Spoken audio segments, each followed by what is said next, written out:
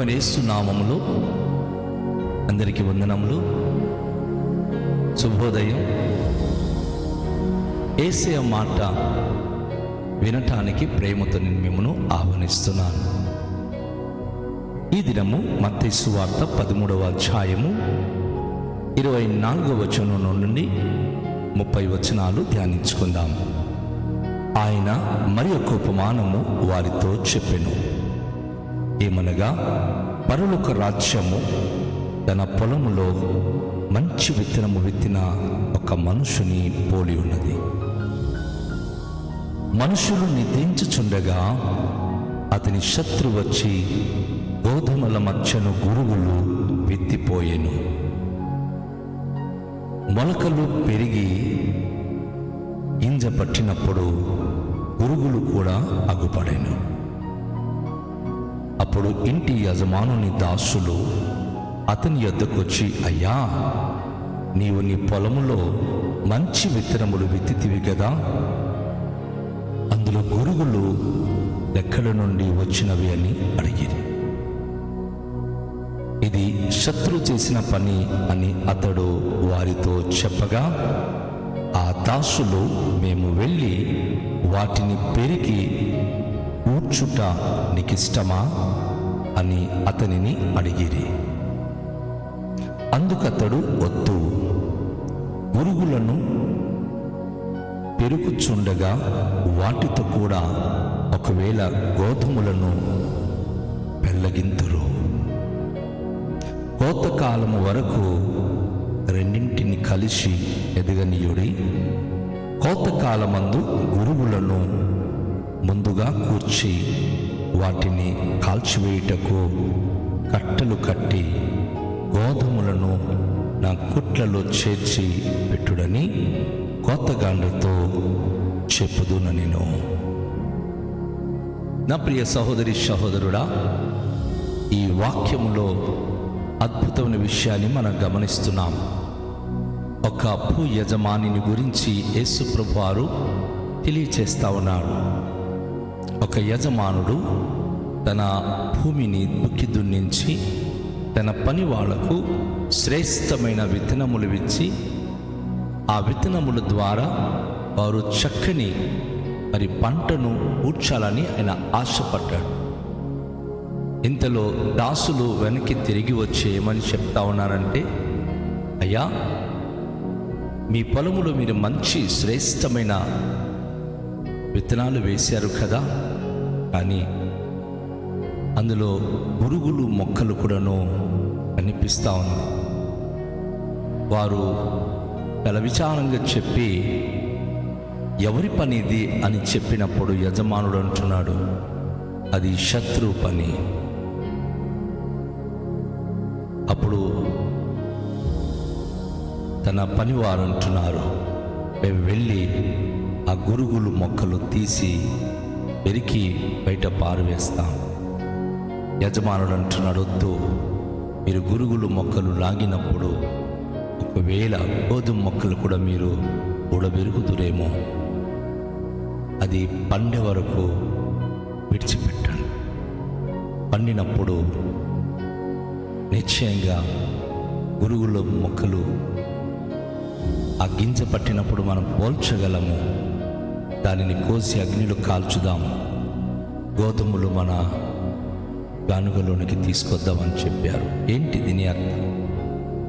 నా ప్రియ సహోదరి సహోదరుడా, అనేక మంది జీవితాల్లో దేవుడు శ్రేష్టమైన తన వాక్యమును బట్టి బ్రతకాలని, ఆత్మీయ జీవితంలో ఎదగాలని, వాక్యమును బట్టి కని పెంచి చాలామంది క్రైస్తవ జీవితాల్లో వారు పోగొట్టుకున్న అనేకమైన ఆశీర్వాదములు పొందుకోవాలని, దేవుడు ఆశించిన రీతిగా వారి బ్రతుకులు ఫలించాలని దేవుడు కోరుకుంటూ ప్రవక్త ద్వారా ప్రభు అంటున్నాడు, వర్షమును హిమమును ఆకాశము నుండి వచ్చి అక్కడికి ఎలాగ మరలక,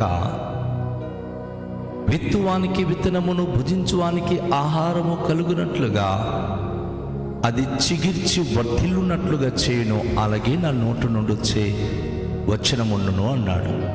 దేవుని మాటలు ఏ కుటుంబము ఏ బిడ్డలపైన ప్రభావితము చేస్తుందో, దేవుని మాటలు నమ్ముతున్నారో వారు ఎదిగి ఫలిస్తున్నారు. అయితే ఈ గురువుల మొక్కలు ఏమిటి అంటే, దేవుని మాటలు ఎలా అయితే వింటున్నామో దుష్టుడు కూడా ఇది మంచిదే అని చెప్పి అనేక మారులు మోసగించే మాటలు వినిపిస్తాడు. అనేక సార్లు పాపం చేయొచ్చు, పర్వాలేదు, ఇలా మనం ప్రార్థన చేస్తే సరిపోద్ది, ఇలా మనం పూజ చేస్తే సరిపోద్ది అని సాతానుడు గురుగుల విత్తనాలు జల్లుతాడు. చాలామంది భక్తి గలవారుగా కనిపిస్తూ భక్తిహీనులుగా మారిపోతూ ఉంటారు. అదే గురుగులు మొక్కలు. గాబు కొన్నిసార్లు చూడడానికి రెండు శ్రేణి కూడా ఒకలానే కనిపిస్తూ ఉంటుంది. గురుగులు చెట్లు అలాగే గోధుమ మొక్కలు కూడా ఒక్కలానే కనిపిస్తుంది. అందుకే యజమానుడు అంటున్నాడు, వద్దు, ఇప్పుడు ఎదుగుతున్నప్పుడు ఆ మొక్కలు లాగకండి, ఎదగనివ్వండి. వాటి ఫలాన్ని బట్టి ఆ గింజలు పట్టినప్పుడు వాటి యొక్క ఫలాన్ని బట్టి మనం వాటికి సపరేట్ చేద్దాం, దాన్ని వేరే చేద్దాం. దాని గురించి విచారించొద్దు. భక్తి గల వారుగా కనబడుతూ ఆత్మీయంగా లేనటువంటి జీవితాలు భక్తులానే నటిస్తారు. మేము దేవుణ్ణి నమ్ముకున్న వాళ్ళం, మేము క్రైస్తులమే, మేము ప్రార్థన చేస్తున్న వారమే, మేము బైబిల్ చదువుతున్న వారమే. అవును, గురుగులు చెట్లు గోధుమ చెట్లు చూడ్డానికి ఒక్కలాగానే కనిపిస్తోంది. కానీ అది ఫలించినప్పుడు గురుగులు ఎవరు కూడా తినరు, కానీ గోధుమ మాత్రం అందరికీ అవసరం. సహోదరి, నా సహోదరుడా, ఇది మర్మముతో కూడినటువంటి అనుభూతి. అద్భుతమైన విషయం పరిశుద్ధాత్మ దేవుడు మాట్లాడుతూ ఉన్నాడు. క్రైస్తులు సాటిగా భక్తి ముసుగుతో వెళ్ళిపోతున్నాం అనుకుంటే కాదు, ఫలించాలి. ఆ ఫలము దేవుని గానుగలోనికి వెళ్ళాలి, దేవుని సంరక్షణలోనికి వెళ్ళాలి. అందుకే ప్రభు అంటున్నాడు, విడిచిపెట్టండి, ఎదగనివ్వండి, ఎరువేయండి, నీళ్లు పోయండి. చాలామంది జీవితాలు ఎలా ఉంటుందంటే, మేము చర్చికి వెళ్ళకపోయినా, మేము ఏ కార్యాలు చేయకపోయినా మేము బాగానే ఉన్నాం. రోజు చర్చికి వెళ్ళిన వాళ్ళు మాకంటే ఏం గొప్ప అనుకుంటుంటారు. మలాకి గ్రంథంలో 3వ అధ్యాయంలో ప్రవక్త అంటాడు, రాత్రింపగలు దేవుని సన్నిధిలో మేము దుఃఖక్రాంతులై ఉపవాసం ఉండి ప్రార్థిస్తున్నాం, మాకేమీ లాభము. దుర్మార్గులు దేవుని విడిచిపెట్టి సంఘాన్ని విడిచిపెట్టి తిరుగుతున్న వారు క్షేమంగానే ఉన్నారు కదా, వారికంటే మాకేమి లాభము అని అడిగితే, దేవుని భయభక్తి కలిగిన వారు అలా మాట్లాడుకుంటుంటే యెహోవా చెవులకి ఆలకించి వారితో చెప్పిన మాట, మలాకి గ్రంథం 3వ అధ్యాయంలో ఆ మాట మనం చూడగలం. ఆయన ఏమంటాడంటే నిత్యము యెహోవాయందు భయభక్తి కలిగి దుఃఖాల్లో, కష్టాల్లో, బాధల్లో ఆయన వెంట ఉండి ఆయన వాక్యానికి లోబడి జీవిస్తున్న మీకు విలాపకార్థంగా ఉండడానికి ఒక గ్రంథము దేవుని సమ్ముఖంలో రాయబడి ఉన్నది. ఆ దేవుని సమ్ముఖంలో రాయబడిన గ్రంథములో ఎవరి పేర్లు లిఖించబడుతుందో వారే దైవ రాజ్యానికి చేరగలరు. కానీ దేవుని ఎదుట భక్తి గల వారని నటించేవారు, ఆ గ్రంథములో ఎవరి పేర్లు ఉండవో వారు దేవుని రాజ్యానికి చేరలేరు. నా సహోదరి, నా సహోదరుడా, ఒక దినము రాబోతుంది, అంత్యకాలము, కోతకాలం వచ్చినప్పుడు దేవుడు అందరినీ సమకూరుస్తాడు. అయితే నువ్వు గురుగులు మొక్కలుగా ఉంటే కట్టెలు కట్టించి అగ్నిగుండంలో దాన్ని కాల్చివేస్తాడు. నువ్వు గోధుమ గింజ అయితే కళ్ళములో నిన్ను నూర్చి తన గానుగల్లోనికి తీసుకుని వెళ్ళి సంరక్షిస్తాడు. భక్తి గల వారిగా జీవించడానికి దేవుని వాక్యానుసరమైన జీవించి దేవునికి ఇష్టమైన వారు ఉండడానికి ఆశపడుతున్నావా? నీ జీవితం ఒక్కసారి పరీక్షించుకో. దేవుని విత్తనాలు, శ్రేష్టమైన వాక్యమును వింటున్న నీవు వాక్యానుసరంగా జీవించాలి. వాక్యాన్ని బట్టి నువ్వు ఎదగాలి. నీ హృదయములు పరిపూర్ణ దానిని బట్టి నువ్వు మాట్లాడగలుగుతావు. దేవుని పట్ల నీకు నా భారమున విశ్వాసం బట్టి నువ్వు జీవించగలుగుతావు. నీ హృదయంలో కనుక దైవ వాక్యము లేకపోతే, దేవుని వాక్యాన్ని బట్టి కనుక నీ జీవితము సరి చేసుకోకపోతే నువ్వు దేవుని సన్నిధిలో ఎదగలేవు. నీవు దేవుని సన్నిధిలో నువ్వు అభివృద్ధి పొందలేవు. ఇది వాస్తవం. గురుగులు మొక్కలు, గోధుమ మొక్కలు ఒకలానే కనిపిస్తుంది, కానీ గోధుమ మొక్కలు గోధుమలు కాస్తుంది, గురుగుల మొక్కలు గురుగులు కాస్తుంది. నువ్వు దైవికమైన బిడ్డలైతే దేవుడు చెప్పిన మాటలు పాటించి దైవ వాక్య ప్రకారంగా నువ్వు జీవించగలుగుతావు. దేవునికి ప్రియమైన బిడ్డగా నువ్వు జీవించగలుగుతావు.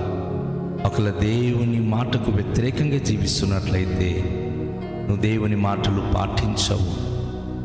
దుష్టుడైన అపవాది సాతాను యొక్క సంకెళ్ళలో చిక్కబడిన వాడైతే అపవాది యొక్క అనుకరించే వ్యక్తిగా మారిపోతావు. దాని ద్వారా నీ జీవితంలో అనేకమైన నష్టములు కలిగి ఆత్మీయ జీవితాల్లో నువ్వు అభివృద్ధి నోచుకున్నాక అనేక విషయాలు నువ్వు కృంగుదలకు గురి కావాల్సి వస్తుంది. కనుక దేవునితో సంరక్షణ పొంది దేవుని సన్నిధిలో సురక్షితంగా ఉండడానికి నీలో వాక్యమనే విత్తనాలు కలిగి చక్కటి వాక్యమనే పంట నువ్వు పండుతో అనేక మందికి ఆశీర్వాదకరంగా వర్ధిల్లాలని దేవుడు కోరుతున్నాడు. ఆ అనుభూతిలోనికి నువ్వు రావాలనుకుంటున్నావా? ఆ అనుభూతి నీవు కోరుకుంటున్నావా? నిశ్చయంగా దేవుడు నీ జీవితంలో అద్భుత కార్యములు జరిగిస్తాడు. ఏ దుష్టుడు నీ యొక్క హృదయంలోనికి దేవుని వాక్యానికి విరుద్ధమైన మాటలు నేర్పిస్తున్నాడో నువ్వు తప్పుకో. దుష్టుని యొక్క మాటల్లో నువ్వు తలంపులు పెట్టుకోవద్దు. దాని ద్వారా నీకు నష్టమే కానీ నీకు లాభము ఉండదు. వాక్యానుసారంగా జీవించినప్పుడే దీవించబడతావు. వాక్యానికి వ్యతిరేకంగా జీవిస్తే నష్టపోతావు. పరిశుద్ధ గ్రంథం ఏం చెప్తుందో వింటున్నావు కదా. తలలోంచుకొని ప్రార్థన చేద్దాం. తన వాక్యాన్ని బట్టి జీవించడానికి మనల్ని మనము అంకితం చేసుకుందాం. మిక్కిలి దయగల పరలోకపు తండ్రి, మీ పరిశుద్ధ నామనికి వేలాది వందనాలు, స్తోత్రాలు. మీకే మహిమ, ఘనత, ప్రభావములు చెల్లించుకొనుచున్నాము. మీ వాక్యమును విని శ్రేష్టమైన గోధుమగా మేము ఎదుగుతూ మీ మహిమను గుణాతిశయం ప్రచురించబిడగా స్థిరపరచండి. గురుగులు మాలో రాకూడదు, దుష్టత్వం మాలో రాకూడదు. యేసు నామములో దుష్టుని నుంచి మమ్మను తప్పించండి, రక్షించండి. మీకు ప్రియమైన బిడ్డలుగా మమ్మను స్థిరపరచండి. ఈ దినము గొప్ప కార్యములు మా జీవితంలో జరిగించి ప్రతి కుటుంబాలు ఆత్మీయంగా శ్రేష్టమైన విత్తనాలతో విత్తబడి శ్రేష్టమైన వాక్యమును బట్టి జీవించి క్షేమాభివృద్ధి పొందే భాగ్యము అనుగ్రహించమని యేసు నామములో ప్రార్థిస్తూ వేడుకొనుచున్నాము పరమ తండ్రి. ఆమేన్. అందరికీ షాలోమ్. ప్రభు మిమ్మలను దీవించును గాక.